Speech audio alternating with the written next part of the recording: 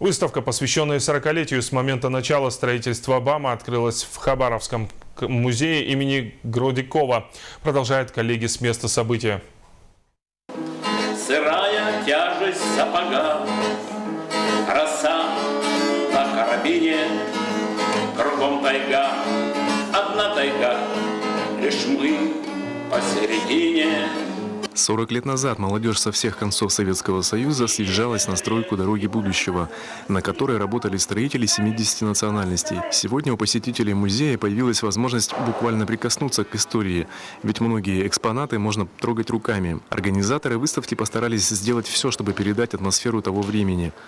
Но лучше очевидцев передать эмоции никто не сможет. Владимир Сыровой в те годы работал журналистом в газете. БАМ – это БАМ.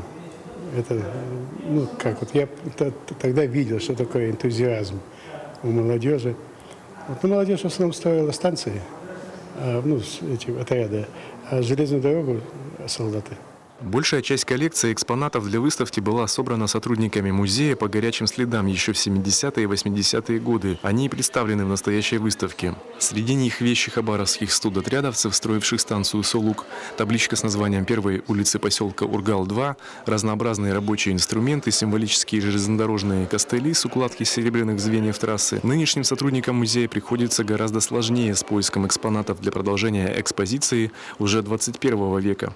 Очень крупные экспонаты, например, как строят современный тоннель, это приезжает платформа, собирают вот этот бур, например, как Кузнецовский тоннель строили, он проходит тоннель, увозят, уезжают, и все, остается тоннель готовый. То есть собрать что-то такое трудно.